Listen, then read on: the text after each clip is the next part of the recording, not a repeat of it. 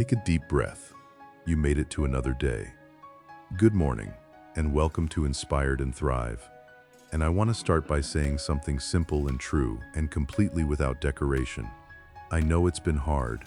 Not hard in a vague, general, everybody has problems kind of way. Hard in the specific, personal, this is my actual life kind of way. Hard in the way that only you know the full weight of, because you're the one carrying it. Hard in the way that doesn't always show on your face when you're around other people, but shows up quietly in the moments when you're alone. In the car, in the shower, in the space between when your head hits the pillow and when sleep finally comes. I know it's been hard, and I also know this: you're still here. You woke up this morning, you found this message, you pressed play. And whether that feels like a small thing or a large thing to you right now, I want you to know that to me, and more importantly to God, the fact that you are still showing up, still reaching for something, still choosing to move toward light when the darkness has been pressing in, that is not small, that is remarkable. So before we go anywhere else this morning, I want to honor that. I want to honor the fact that you're still here, still trying, still breathing, still holding on to something, maybe just a thread, maybe just the faintest flicker of hope, but still holding on. That matters. You matter. And this morning, I want to walk with you. Not past the hard, not around it, through it. Because I believe that the people who need the most encouragement are not the ones whose lives look easy from the outside. They are the ones who are in the middle of something genuinely difficult and choosing, day after day, to keep going anyway. So let's do this together. Take one more breath, and let's begin. I want to talk to you today about what it really feels like when life gets hard. Not the cleaned up version, not the version with a neat spiritual bow tied around it. The real version, the version that you actually live. Because I think one of the loneliest things about going through a difficult season is the feeling that your struggle is somehow uniquely complicated, uniquely painful, uniquely hard to explain. That if you tried to describe what you're really going through to someone, they wouldn't fully understand. That the internal reality of your struggle, what it actually feels like to live it every day, is something that exists mostly in silence because the right words are hard to find, and the right person is hard to find, and even when you find both, there's a limit to how much you can put on someone else. So you carry it quietly. You go through the motions. You show up where you're supposed to show up, do what you're supposed to do, say the right things in the right company, and somewhere underneath all of that performance of normalcy, the real thing is happening. The real weight, the real weariness, the real question that lives in the quiet of your most honest moments. How much longer can I keep going like this? If you've asked that question, even once, even in a whisper, then this message is for you. Let me walk through some of the specific ways that life gets hard, because I want you to hear yourself in these words. I want you to feel understood before I begin to encourage you, because encouragement that bypasses understanding can feel hollow. It can feel like someone handing you a bandage without ever looking at the wound. So let's look at the wound first. Maybe the hardness in your life right now is connected to something that has simply been going on too long. There's a difference between a hard day and a hard season. A hard day is survivable in a particular way. You know it will end. The sun will set. Tomorrow will come. The hard thing is finite and contained, and you can press through it, knowing that the pressing is temporary. But a hard season is different. A hard season doesn't end when the day does. It's there when you wake up the next morning. It's still there the week after that, and the week after that. And the exhaustion that comes from a hard season is different from ordinary fatigue, because it's the exhaustion of sustained effort, the weariness of fighting a long fight, the depletion that comes from pouring out continuously without being adequately replenished. Maybe you've been in a hard season for months, maybe for years, and maybe the hardest part of the hard season is not the weight of it. You've learned to carry weight, but the uncertainty of when it ends. Because you can endure almost anything if you know when it will stop. But enduring something of indefinite length, maintaining hope without a visible finish line, that requires a different kind of faith and a different kind of strength. If that is your situation, I want to acknowledge it without minimizing it. You have been at this for a long time. And the fact that you are still standing, still functioning, still reaching for something better, that is not a small thing. That is extraordinary. And you deserve to hear that. Maybe the hardness comes from a specific loss. Loss takes so many forms. The obvious ones, the death of someone you love, the end of a relationship, the loss of a job, and the quieter ones that are harder to name but no less real. The loss of a version of yourself that you thought you'd be by now. The loss of a dream that you held for so long and finally had to let go of. The loss of a relationship with someone who is still alive, but who is no longer present in your life the way they once were. The loss of health, your own or someone you love. The loss of security. The loss of certainty about things you thought were settled. Grief is not always loud. Sometimes grief is quiet and slow and looks a lot like just getting through the day. Sometimes it shows up as numbness rather than tears, as going through the motions, as the subtle absence of joy in things that used to bring joy. If you are grieving something, even something that you haven't fully named yet, even something that the world around you doesn't recognize as loss, your grief is valid, your grief is real, and grief is not something you rush. It is something you honor and move through, and eventually begin to integrate into the new version of yourself that exists on the other side of the loss. God is not absent in your grief. He is especially, intimately present in it. He is described in the Psalms as being close to the brokenhearted, not close to the put together, not close to the faithful only when their faith is strong, close to the brokenhearted. That is his nature. And if your heart is broken right now, you are not in a place where God is distant. You are in the exact place where he draws especially near. Maybe the hardness comes from feeling stuck. Stuck is its own particular kind of suffering. Not the dramatic suffering of acute crisis, but the slow, grinding, suffocating suffering of knowing you need to move and feeling completely unable to. You know what you want to change. You can see, at least in broad strokes, the direction you want to go. But something, fear, circumstances, resources, timing, relationships, a combination of all of the above, is keeping you where you are. And every day that you stay in the stuck place, the frustration compounds, the doubt compounds, the voice that says maybe this is just your life, maybe things don't actually change for people like you, that voice gets a little louder. Stuck is exhausting because it isn't rest. Stuck isn't the deliberate pause of someone who is patiently waiting. Stuck is the involuntary stillness of someone who wants to move and can't. And living with that frustration, day after day, week after week, wears on you. If you're stuck right now, I want to tell you something. Stuck is not your permanent address. It is a season, and seasons are designed to change. Maybe the hardness of your life right now is centered on relationships. Relationships are one of the deepest sources of human pain, because the people who have the greatest capacity to bring us joy are also the people with the greatest capacity to cause us harm. The ones we love most are the ones whose words cut deepest. The relationships we invest most in are the ones whose breaking costs us most. Maybe you are in a difficult marriage, not abusive maybe, but disconnected, cold in places that used to be warm. Maybe you are navigating a painful relationship with a parent or a sibling, the complicated grief of a family relationship that isn't what you need it to be and maybe never has been. Maybe you're lonely in a particular way, surrounded by people but not truly known by any of them. Maybe you've been hurt by a friend, a mentor, a church community, someone who should have protected you and didn't. Relational pain has a way of reaching into the parts of us that feel most tender and most important, because we are built for connection. We are made in the image of a God who exists in relationship. Father, Son, Spirit, and that image in us means that relationship is not a luxury. It is a deep, core human need.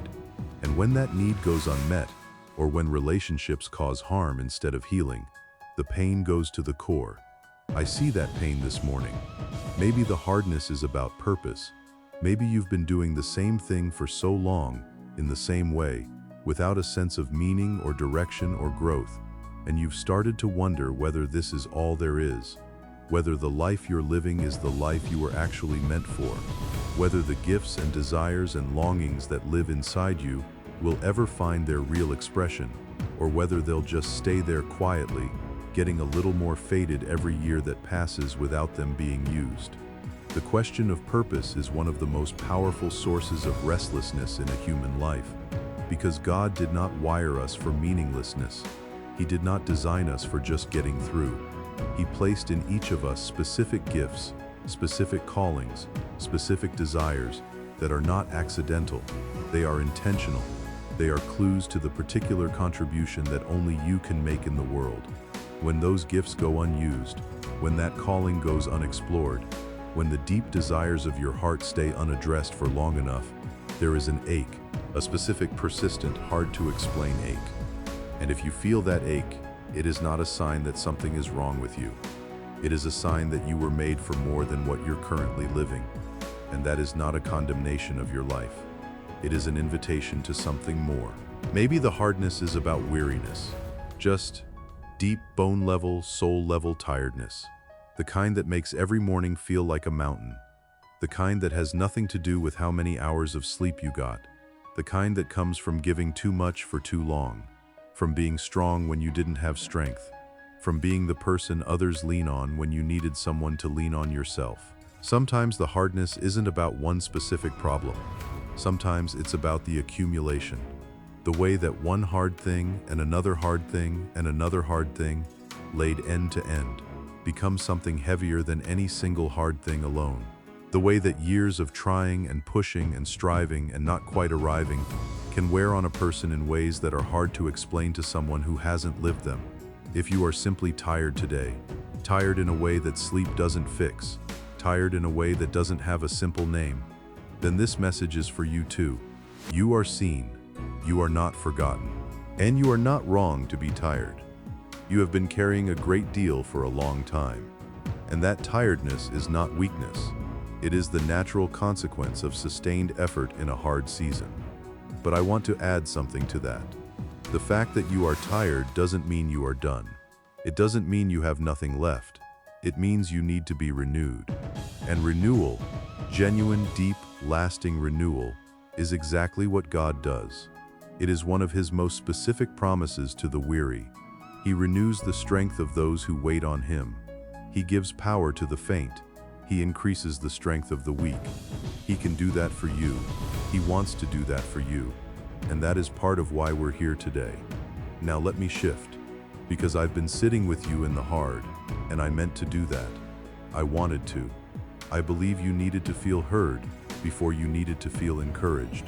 But now let me speak some truth.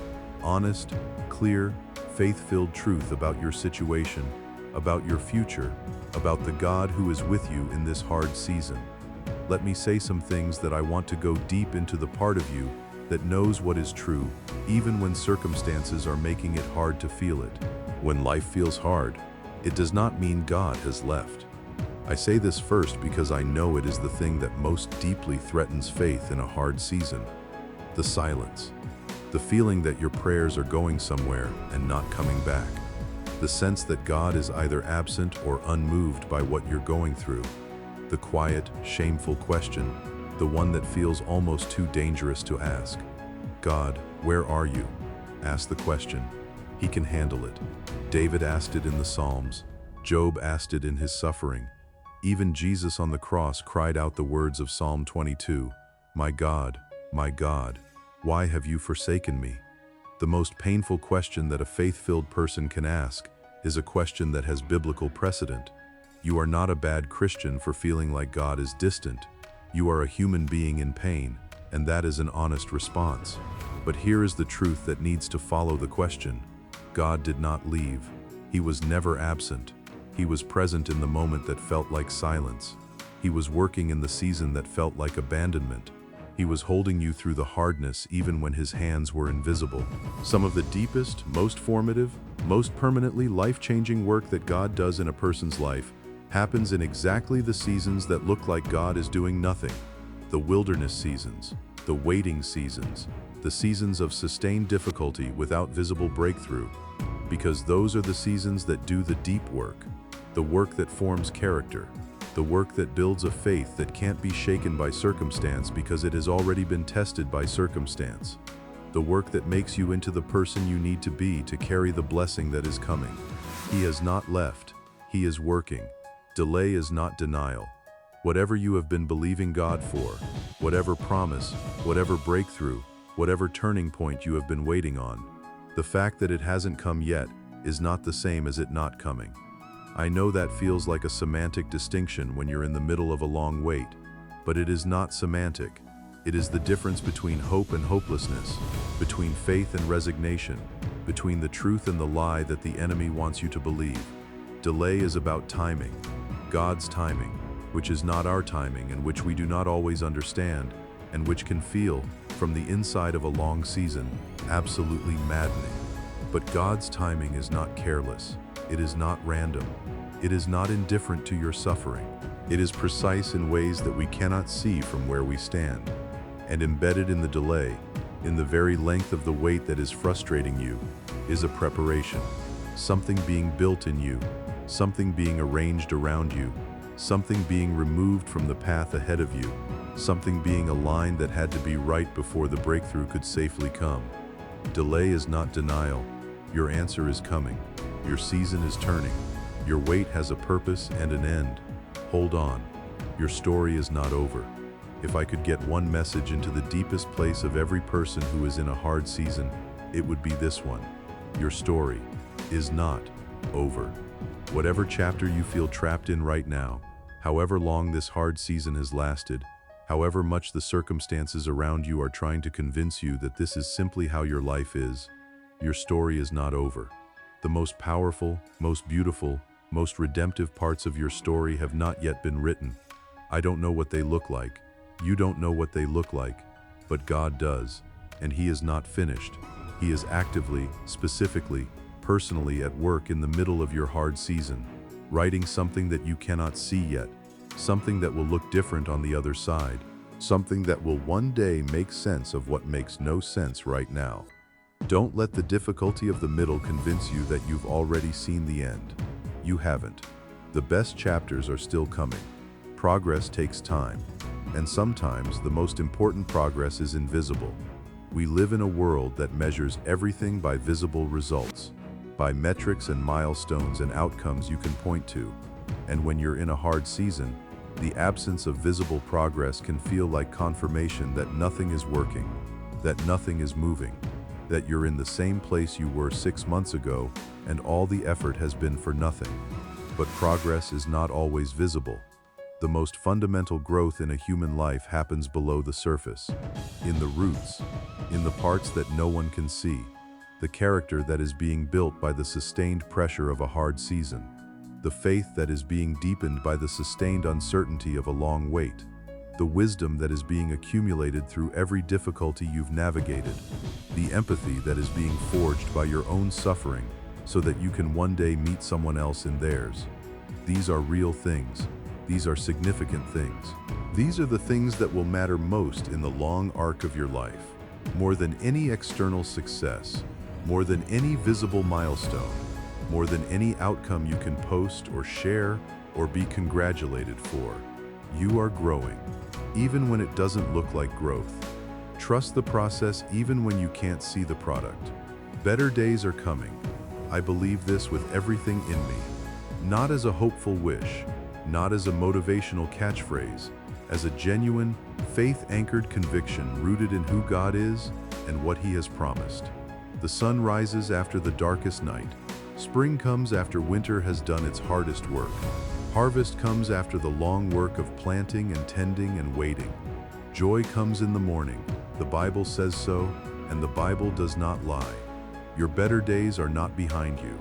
You did not miss them. They are ahead. And the path to them runs directly through the hard season you're in right now.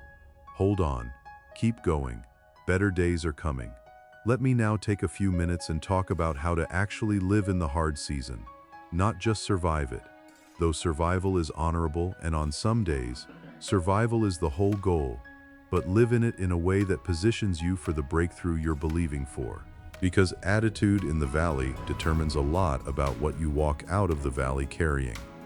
And there are some practical, real, actionable ways to approach a hard season that make a genuine difference. The first thing I want to offer you is this.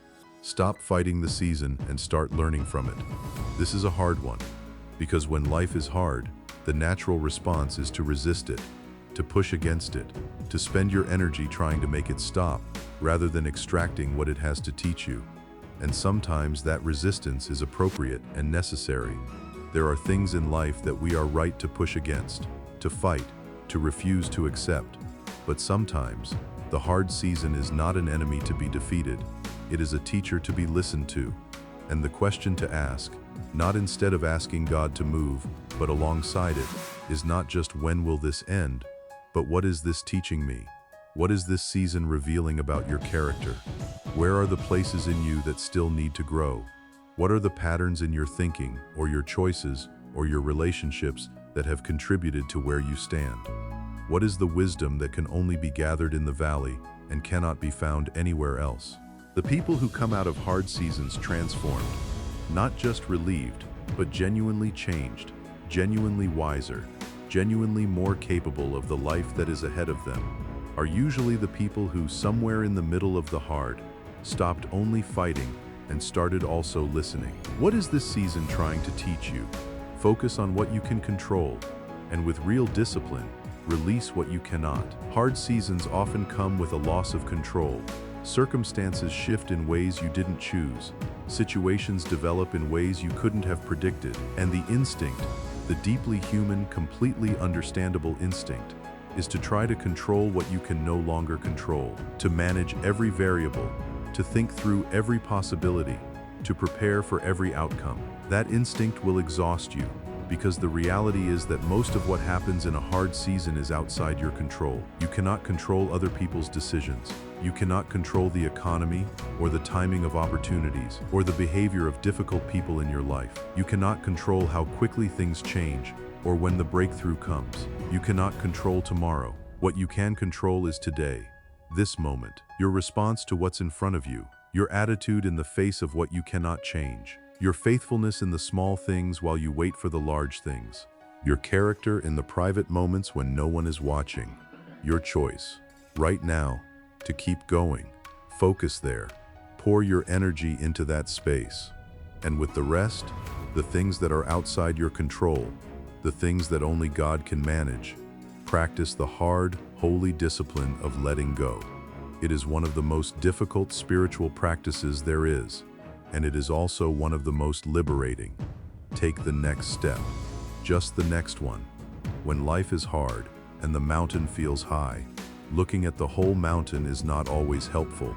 Sometimes the view of the full climb is what paralyzes you, what makes you sit down and wonder whether the effort is worth it. So don't look at the whole mountain, look at the next step. What is the one next thing that you can do today?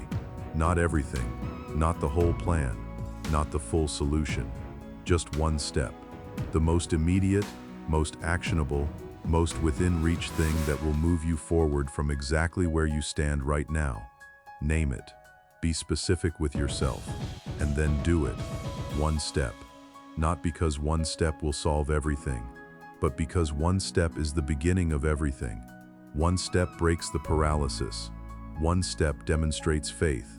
One step says to God and to yourself and to everything that has been trying to hold you back, I am not done. I am still moving. I am still going. Take the next step. Keep showing up even when you feel like disappearing. There will be days in a hard season when every single thing in you wants to withdraw, to stop engaging, to go quiet, to disengage from the effort of trying and hoping and pressing forward, to take a break from the whole exhausting project of building a life. I understand that impulse, and I want to say clearly, there is a healthy version of it. Rest is not retreat. Taking time to recover, to be still, to let yourself breathe and stop performing and just be. That is not giving up. That is wise stewardship of a limited resource. But there is an unhealthy version of withdrawal that looks like giving up dressed in the language of self-care. The kind of withdrawal that is really avoidance. That keeps you away from the things that matter because they're uncomfortable, not because they need to wait. That keeps you silent when you need to speak, still when you need to move, invisible when you need to be seen. Push against that kind of withdrawal. Keep showing up for your life, for your relationships, for your goals, for your faith, for your own healing and growth. Even when showing up is the last thing you feel like doing, even when the effort seems too great for the uncertain outcome. Keep showing up, because the showing up, the repeated, quiet, undramatic commitment to keep showing up even when it's hard, is what eventually changes everything. Be honest about where you are. Hard seasons are not helped by pretending they aren't happening. Be honest with yourself. Be honest with God. Be honest, where it is safe and appropriate, with one or two people in your life who have earned the right to know the real version of where you are. Honesty is not the same as hopelessness. You can be completely honest about how hard things are and still believe that they will get better. You can name the difficulty clearly and still hold on to hope. In fact, honest acknowledgement of the difficulty is often what allows the hope to be real rather than performative. Stop saying "I'm fine" when you're not fine. Stop performing strength that you don't have right now. There is no prize for carrying everything alone without showing the weight. And the people in your life who love you, the real ones, would rather know the truth than receive the performance. Be honest. It's the first step to getting the help you need. And finally, be patient with yourself. This one bears repeating because I think it's the one we're hardest on ourselves about. You are doing a genuinely hard thing. You are navigating real difficulty with real limitations, and you are doing it as a human being, not as a superhero, not as a saint, not as someone who never gets tired or discouraged or scared. As a human being, with all the fragility and limitation and need that comes with that. On the days when you fall short of your own expectations, be gentle with yourself. On the days when you slip back into the fear or the discouragement or the old patterns you've been trying to break, extend yourself grace. On the days when your best isn't very impressive, remember that your best today is honest. And honest effort, even imperfect effort, even small effort, is something that God can work with. Be patient with yourself. You are growing, you are healing, you are learning, and growth and healing and learning are slow. They are not linear. They move forward and backward and sideways before they move clearly forward. And through all of that messy, non-linear, imperfect movement, God is at work. Be patient. You are not behind. You are right where your story has you, and God is not confused by any of it. Now, I want to take some time and speak directly to your heart this morning, not around it, not in the general direction of it, but directly to it. I want to talk to you about what it means to keep going when life is hard, not the principle of it, not the theology of it, the real, lived, costly, quiet, unglamorous, daily act of keeping going when everything in you is tired. Because keeping going is not always the thing that looks dramatic in the story. It doesn't always look like a triumphant comeback. It doesn't always feel like victory.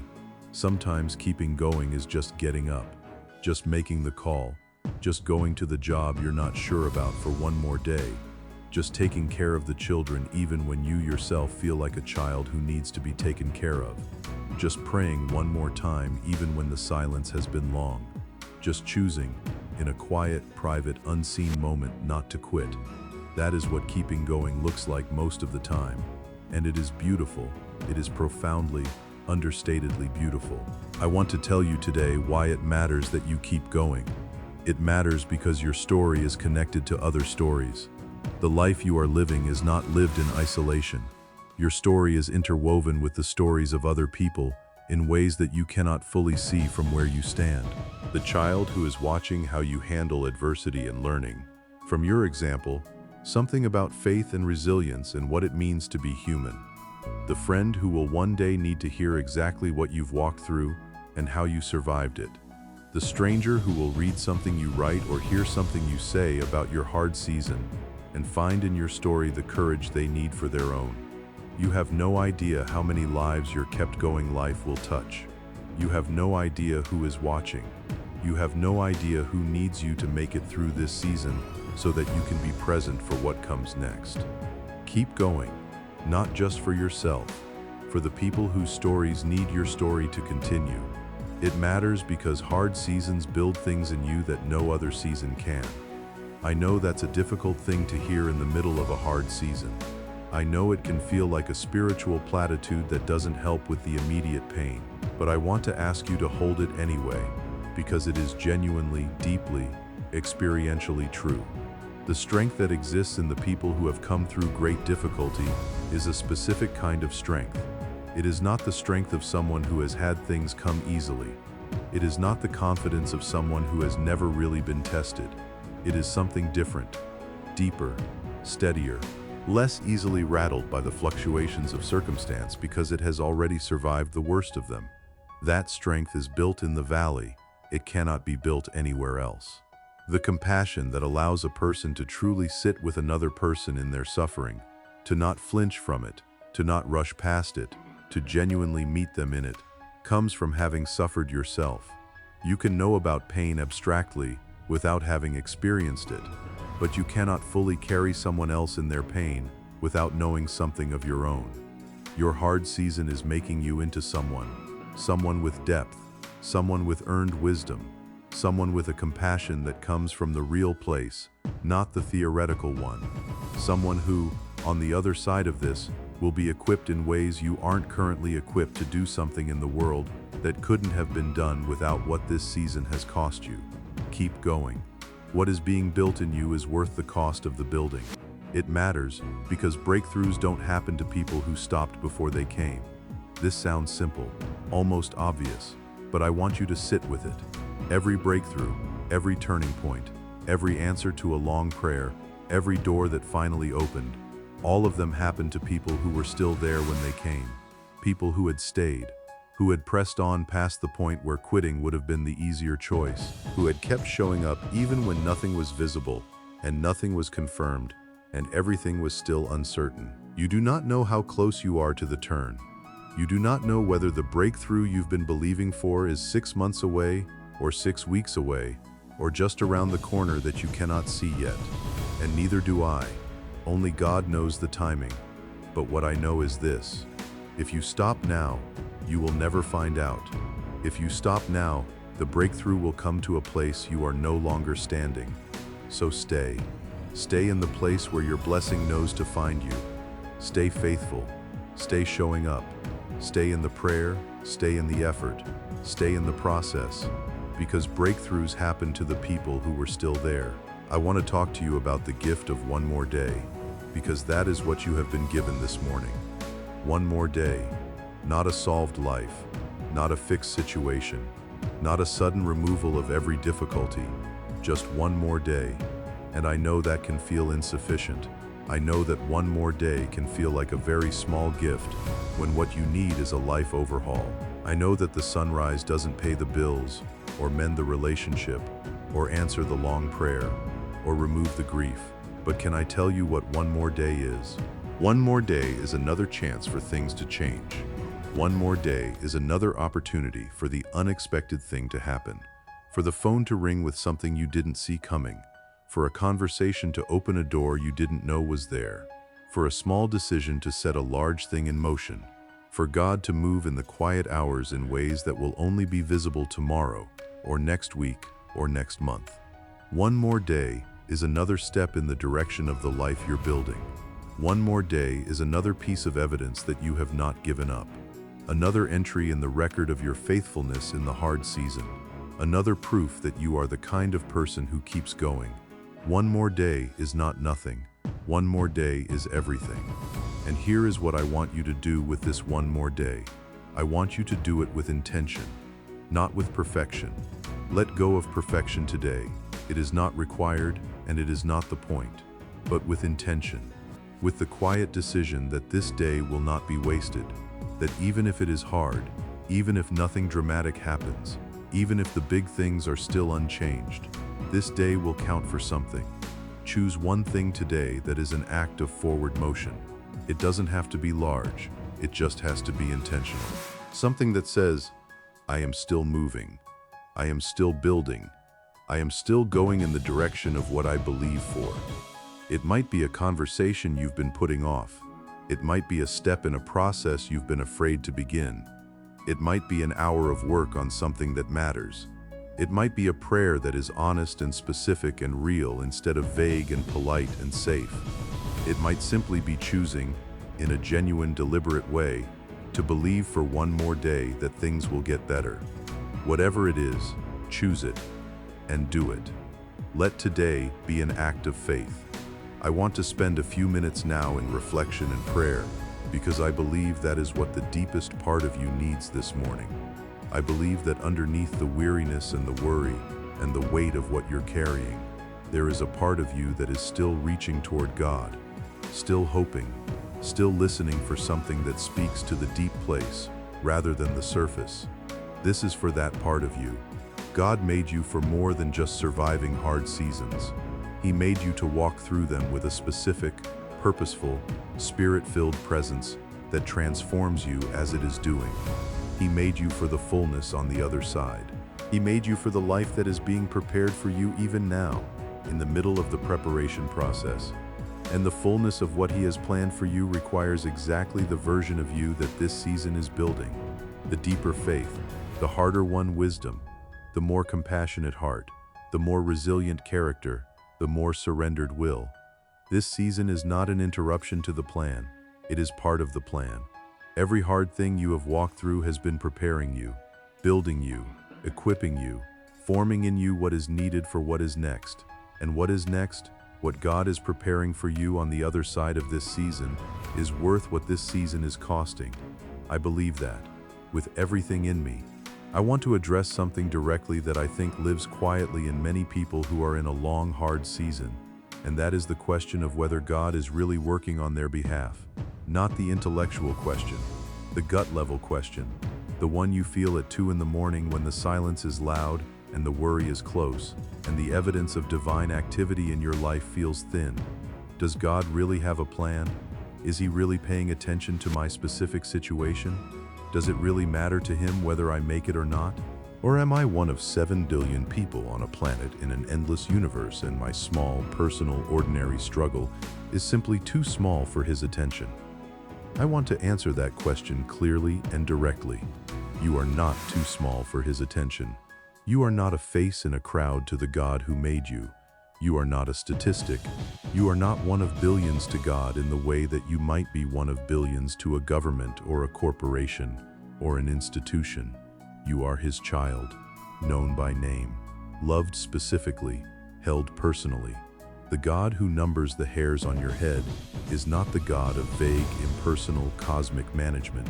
He is the God of intimate, specific, deeply personal involvement in the lives of the people He loves, and He loves you, not as a concept, not as part of humanity in the abstract, as you, with your specific name, your specific face, your specific struggles, your specific dreams, your specific prayers that have not yet been answered. He knows your name. He knows your situation. He is at work in it. You have His attention. You have always had His attention. And let me say something about faith in the hard season, because I think this matters. Faith is not the absence of doubt. Let me say that again. Faith is not the absence of doubt, because if it were, very few of us would qualify as people of faith, because very few of us, if we're honest, make it through a genuinely hard season without some doubt, without some moments where the hope flickers, where the certainty wavers, where the prayer feels like it's going nowhere. Faith is not the elimination of doubt. Faith is the choice to believe in spite of it. Faith is getting up and praying even when the silence has been long. Faith is taking the next step even when you can't see where it leads. Faith is saying, God, I don't fully understand what you're doing here, but I trust you anyway, and meaning it, even when it costs you something to mean it. That is the faith that moves things, not the confident, loudly declared faith that has never been tested, but the quiet, costly, stays when it's hard faith of someone who keeps choosing to believe in the middle of their hardest season. If that is the faith you have today, small, tired, tested, but still holding on, that is enough. That is, in fact, the exact kind of faith that God honors. Let's pray together now. Find a quiet place inside yourself. Let the noise of the day fade back just a little, and come with me into the presence of the God who sees you, who knows you, who has not forgotten you even for a moment. Come as you are, not as you think you should be, not with the spiritual face you sometimes put on when you approach God, just as you actually are, tired maybe, worried maybe, hoping and doubting at the same time maybe, needing something you can't quite articulate but that God already knows. Come just as you are, and let's pray. Heavenly Father, we come to you this morning from the middle of hard seasons, real ones, the kind that have been going on long enough that the edges have become familiar, the kind that have taught us things we didn't want to learn and stripped away comforts we didn't know we were depending on, the kind that have brought us to our knees, sometimes in surrender, sometimes in exhaustion, sometimes in the place between the two where surrender and exhaustion become indistinguishable. We come to you from that place, and we come to you because there is nowhere else to go that offers what you offer, no other source of the kind of hope that holds in the deep places, no other foundation that doesn't shift under pressure, no other presence that is genuinely, consistently, unchangingly available to us in the hardest moments of our lives. So here we are. Here I am. Father, I want to begin by being honest with you, because you already know, and pretending would only be a performance for my own benefit. The truth is that some days, this is hard, genuinely hard. Not in a way I can always dress up in spiritual language, not in a way that I can always find the scripture for that makes it feel better. Just hard, and heavy, and long. You know the specifics. You know what I've been carrying. You know the length of the weight and the weight of the uncertainty and the places where the hope has worn thin. You know what I haven't said out loud. You know what I've been afraid to bring to you because I was afraid of sounding faithless, or asking for too much, or being honest about the doubt. You know it all, and I trust you with it all.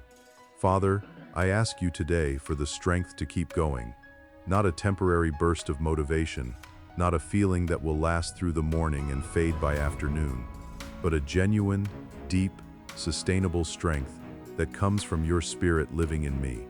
The kind of strength that holds in the hard moments. The kind that doesn't depend on circumstances being good in order to function. The kind that carries not just through this hard week, but through this hard season, however long it is. Renew my strength, Lord, the way your word promises, like the eagle that soars, the runner that doesn't grow weary, the walker that doesn't grow faint. Renew that in me. Give me what I cannot manufacture for myself. Give me the supernatural endurance that comes only from you. Lord, I ask you to speak into the specific things that have made this season hard. For the person listening who is in financial hardship, I ask you to be Jehovah Jireh in their situation, the God who provides, not just theoretically but practically, specifically, tangibly. Move in their finances in a way that shows your hand. Open a door, create an opportunity, release a provision that clearly comes from you. And in the meantime, give them the peace that holds in the gap between what they have and what they need. For the person who is in a painful relationship season, I ask you to bring your healing and your wisdom. For the marriage that is struggling, be the third cord that holds it together. For the family that is broken, bring the grace that repairs what human effort cannot. For the loneliness that goes deep, bring community. Real, genuine, life-giving community. The kind that sees the real person and stays anyway. For the person who is grieving a loss, I ask you to be what your word promises. Close to the brokenhearted, not distant, not waiting until they are stronger. Close, now, in the grief, in the rawness, in the places where the loss has left holes that nothing else can fill. Fill those places with your presence, Lord, not as a replacement for what was lost, but as the steady, faithful presence that walks alongside the one who grieves. For the person who feels stuck, I ask you to begin to move the things that have been immovable, to shift what has seemed fixed, to open what has seemed closed, and to give them eyes to see the movement when it begins, because sometimes the first signs of things shifting are subtle and easy to miss. For the person who is asking what the point is, who has been in the hard for so long that meaning has started to fade, who is wondering if they were made for more than this and whether they'll ever find out what that more looks like, I ask you to speak to their purpose today, Lord. Not a full revelation necessarily, just a sign, a nudge, something that says, you were made for something. I haven't forgotten what that is, and I am still working toward it in your life. Father, for everyone listening today, I ask for one specific thing beyond all the others. I ask for hope, not presumption, not denial, but genuine, grounded, faith-rooted hope. The hope that knows things will get better not because circumstances have confirmed it, but because God has promised it. The hope that looks at the valley and says, I will walk through this, not around it, not away from it, but through it, because on the other side of it is something that this valley is preparing me for. That hope, I ask you to plant it in every heart that is connected to this message today. Let it go deep. Let it take root in places where discouragement has been trying to establish itself. Let it push up through the hard ground and become the thing that sustains us when nothing else can. Lord, I want to say something on behalf of every person who has been going through this hard season quietly. The ones who have been strong in public and honest only in private. The ones who have been carrying things that very few people around them actually know. The ones who have been faithful in the hard, when no one was applauding the faithfulness, when no one even knew about the battle, when the victory of simply making it through another week was celebrated by no one except them and you. I want to say to you, Father, on their behalf, thank you for seeing them.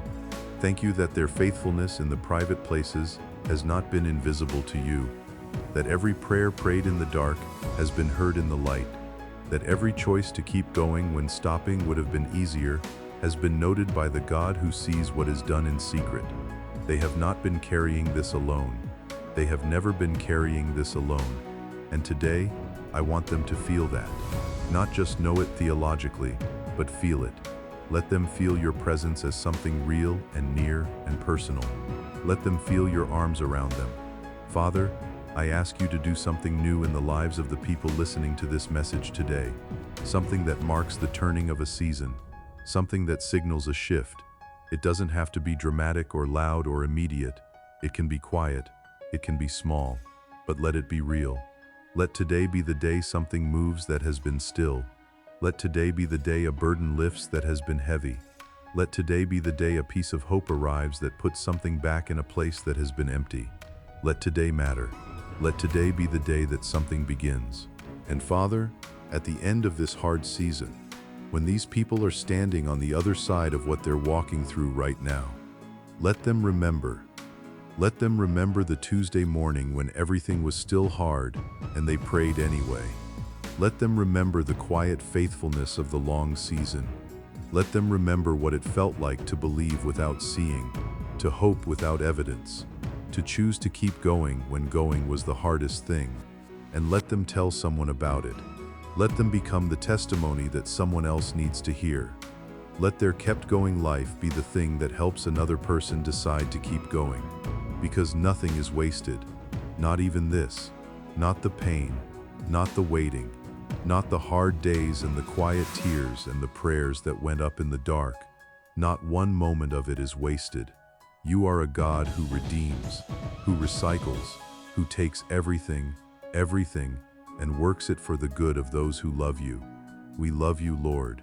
We trust you, even today, even in the hard, even with the doubt and the fatigue and the questions that don't yet have answers. We trust you. In Jesus' name, amen. Take a breath. Stay there for just a moment. Let the prayer settle. You just did something. You showed up in the hard and you prayed. You brought the real thing, not the cleaned up version, not the performance, and you laid it before God. And that is never, ever wasted. He heard you. He always hears the honest cry of a heart that turns toward Him. And now let's carry something out of this morning that will hold you through the rest of the day. Say this with me, out loud if you can, in the firm, intentional space of your heart if you cannot. Say this with confidence. I will not give up, not today, not tomorrow, not in the middle of the hard, and not at the edge of the uncertain. I have come too far and fought too long to stop now. My story is not finished. My season has not delivered its final word, and as long as there is breath in my body and God on the throne, there is still reason to keep going. I will not give up. My situation will change. This is not permanent. This is not my final destination. This is a valley I am walking through, not a valley I am living in. Seasons change, circumstances shift, God moves, and this situation, as heavy and as real and as long-standing as it is, will change. I claim that change today. My situation will change. Better days are ahead. They are not behind me. I have not already experienced the best of what my life has to offer. The most beautiful, most abundant, most purposeful chapters are still unwritten. They are ahead, on the other side of what I'm walking through now, being prepared by a God who does not waste seasons or struggles or the long, faithful walk through hard places. Better days are ahead. I believe that today. I am stronger than my challenges. My challenges are real. I do not pretend otherwise, but they are not bigger than me, and they are not bigger than the God who lives in me. Every hard thing I have ever faced, I have survived. Every valley I have ever walked through, I have emerged from. I am still here, still standing, still going, and I will keep going, because the strength that carries me is not my own. It is His, and His strength has no end. My future is bright, not in spite of the hard season, partly because of it. The hard season is building something in me that could not be built any other way. And on the other side of it is a version of my life, of myself, that is wiser, stronger, deeper, more capable, more compassionate, more fully the person God created me to be. That future is bright. That future is real. And I am walking toward it, one day at a time, one step at a time, keeping going. Hold those words close today. Return to them when the day gets hard. They are true whether you feel them fully or not. And the more you speak them, the more they will settle into the deep places and do their work. Before I close, I want to leave you with one question to carry into your day. Just one, simple and honest. What is one area of your life where you have been tempted to give up? And what would keeping going look like in that area, just for today? Not forever, not the rest of the year, just today. What would keeping going look like today? Sit with that. Be specific with yourself. Name the area and name the one step. And then, choose it. Choose to keep going in that one area, just for today. That one choice, made honestly and carried through, is enough for today. Tomorrow we'll choose again, and one day at a time, one choice at a time, one kept going morning at a time, we will arrive at the other side of this. Stay strong, stay hopeful, keep moving forward.